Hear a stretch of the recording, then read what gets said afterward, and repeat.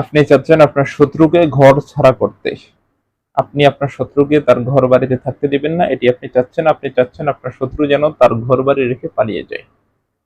তো এই কাজটি কিভাবে করবেন, কোন প্রসেসে করবেন, আজকের ভিডিওতে এই বিষয়টি নিয়ে আলোচনা করব।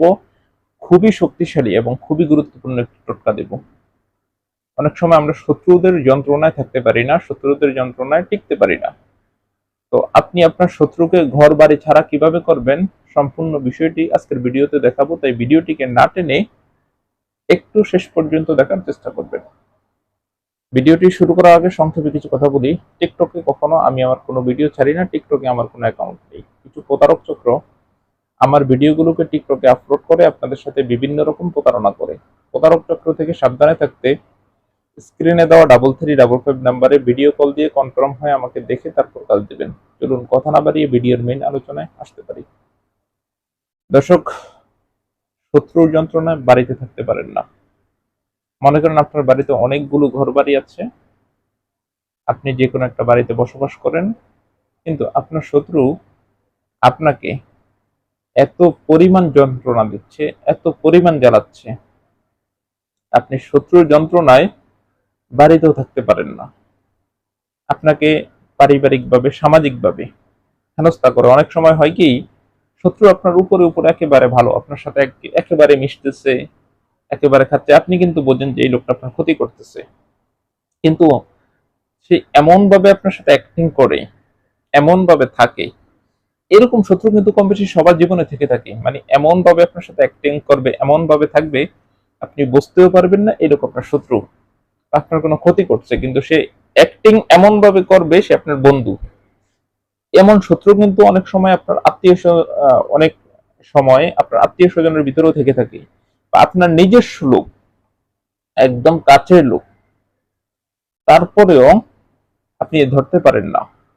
তো প্রিয় দর্শক, আপনাদেরকে বলতেছি, আপনারা যদি এরকম কোন শত্রুকে ঘর বাড়ি ছাড়া করতে চান, এখন আপনি বলতে পারেন যে আমি একটা লোককে ঘর বাড়ি ছাড়া করব, বাড়ি ছাড়া করব, সে ঘর বাড়িতে থাকতে পারবে না। এটা না করে আপনি কি করবেন? এটা না করে আপনি কি করবেন? আপনি তো তার যন্ত্রণা আপনি নিজেই দেখতে পারেন না, আপনি থাকতে পারেন না। তাহলে এই শত্রুকে যদি আপনি ঘর বাড়ি ছাড়া করতে হয়, একটি টোটকার প্রয়োজন আছে। তবে টোটকাটি লেখার আগে একটি তাবিজ, একটি নকশা, একটি টোটকার প্রয়োজন। এই টোটকাটি লেখার আগে, টোটকাটি লেখার জন্য যে আপনার নকশাটি, এই নকশাটি সর্বপ্রথম আপনাদের লেখার সময় মনোযোগ দিয়ে লিখতে হবে। এই নকশাটি কিন্তু সুলাইমানি কিতাবের নকশা।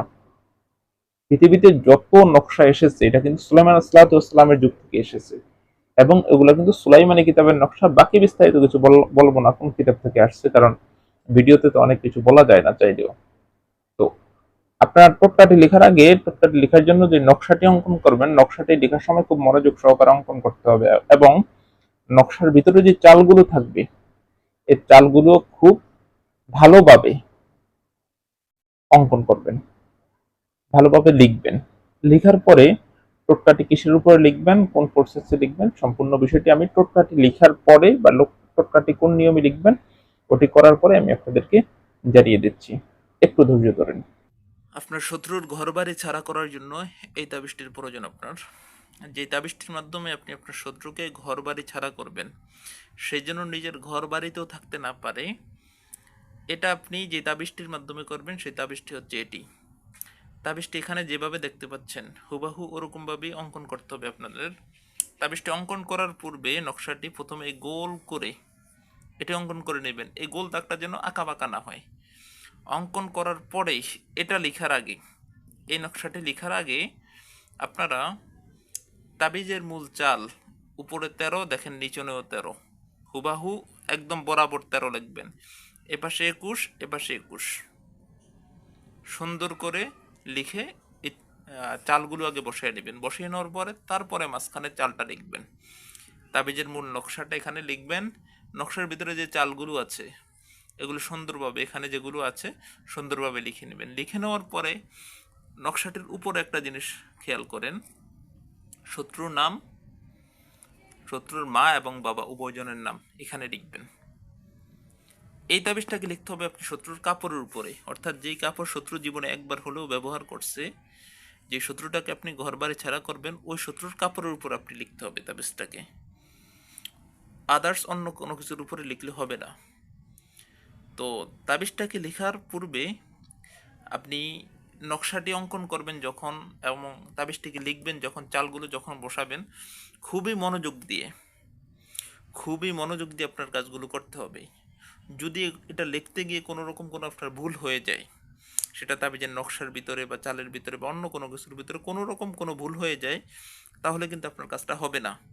তাই আপনি কাজটা করার পূর্বে অবশ্যই সম্পূর্ণ মনোযোগ দিয়ে লিখতে হবে, এবং কাজ করার আগে আমার থেকে অনুমতি নিয়ে নেবেন। যেহেতু টোটকা আমি দিয়েছি, আমি অনুমতি না দিলে তো আপনার কাজ হবে না। আপনার এতক্ষণ পর্যন্ত আপনার শত্রুকে তার ঘর থেকে বের করার জন্য যে টোটকাটির প্রয়োজন, ওই টোটকাটি কোন প্রসেসে লিখতে হয়, কিভাবে নকশাটি অঙ্কন করতে হয়, এই বিষয়টি এতক্ষণ দেখালাম। এই টোটকাটি আপনার লিখতে হবে শত্রুর গায়ের কোনো জামা কাপড়ের উপর। অর্থাৎ আপনি যে শত্রুকে তার ঘর বাড়ি ছাড়া করবেন, তার গায়ের যে কোনো জামা কাপড়ের উপর লিখতে হবে।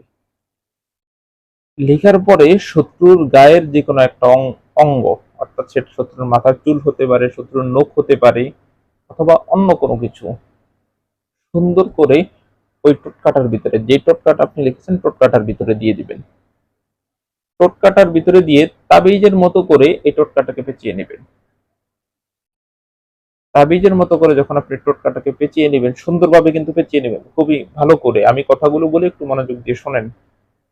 যে টোটকাটা এতক্ষণ আপনারা দেখেছেন, যে টোটকাটা অঙ্কন করতে হবে, আমি বললাম শত্রুকে ঘর থেকে বের করার জন্য বা বাড়ি ছাড়া করার জন্য, এই টোটকাটা সুন্দর করে একটি কাগজের টুকরার উপর অঙ্কন করতে হবে। করার পরে এটা তো একটা তাবিজের মতো হবে, এটাকে কিন্তু অঙ্কন করতে হবে, টোটকাটাকে অঙ্কন করতে হবে মূলত শত্রুর গায়ের কোনো কাপড়ের উপর। শত্রুর যেই কাপড় জীবনে একবার হলেও পরিধান করছে, এমন কাপড়ের উপর। যেই কাপড় কখনো শত্রু পরিধান করে নাই, এমন কাপড়ের উপর লিখলে কিন্তু হবে না। লেখার পরে কাপড়টা কি আপনি তাবিজের মতো পেঁচিয়ে নেবেন, তবে তাবিজটার মধ্যে, টোটকাটার মধ্যে শত্রুর গায়ের যে কোনো একটা অঙ্গ দিবেন। যেমন সেটা চুল হতে পারে বা নখের কোনো অঙ্গ হতে পারে। আর যদি এগুলো নাও পান, তাহলে শত্রু হাঁটার সময় শত্রুর পায়ের তলের মাটি, মনে করেন শত্রু একটা জায়গায় পাড়া দিছে, এখান থেকে পাড়াটা যখন উঠাবে এই জায়গার থেকে একটু মাটি দিবেন। একটু মাটি নিয়ে ওখান থেকে একটু মাটি, হয়তো শত্রুর গায়ের কোনো অঙ্গ, চুল অথবা নখ, অথবা শত্রুর পায়ের নিচনের মাটি দিয়ে তাবিজটাকে ভালো করে পেঁচাবেন। পেঁচিয়ে যেই ঘর থেকে তাকে বের করবেন, যেই বাড়ি থেকে বের করবেন, ওই ঘরের মধ্যে টোটকাটাকে গেড়ে দিবেন। এই তাবিজটাকে গেড়ে দিবেন। এতক্ষণ যেটা টোটকাটা দেখাইছি, এই তাবিজটাকে সুন্দর করে শত্রুর ঘরের মধ্যে আপনি গেড়ে দিবেন। নিয়মটা আমি আপনাকে বললাম, আপনি যে কোনো দিন করতে পারেন কাজটি, এবং যে কোনো কালি দ্বারা লিখতে পারেন এটাকে, লাল কালি হোক, কালো কালি হোক, যে কোনো কালে। তবে টোটকাটি লেখার সময় কোনো ভুল করা যাবে না। এবং আমি যেভাবে দেখাইছি আপনাদেরকে হুবাহু ওরকম ভাবে আপনারা লিখতে হবে, এবং হুবাহু একদম কারেক্ট অনুযায়ী লিখতে হবে, এবং মনোযোগ দিয়ে লেখার সময় মনোযোগ দিয়ে লিখতে হবে, কোনো ভুল যেন না হয়। আরেকটা কথা বলি, যে শত্রু আপনার কখনো কোনো ক্ষতি করেনি, আপনি তার শুধু শুধু ক্ষতি করতে চান, এমন শত্রুর বেলায় এই কাজ হবে না। আর শুধু শুধু কাউকে ক্ষতি করার জন্য এই কাজ কখনো ব্যবহারও করবেন না। শুধু শুধু কাউকে ক্ষতি করার জন্য আমি এই কাজের কাউকে অনুমতিও দেইনি, দিবও না। যে শত্রুর যন্ত্রণা আপনি টিকতে পারেন না, থাকতে পারেন না, বা যে শত্রু আপনার খুবই ক্ষতি করছে, তাদের বেলায় কাজটি করার অনুমতি দিয়েছি। তবে কাজটি করার আগে আমার অবশ্যই অনুমতি নিয়ে নেবেন। যেহেতু টোটকা আমি দিয়েছি, আমি যে কোনো লোককে কিন্তু মন চাইলে অনুমতি দিব না। ঠিক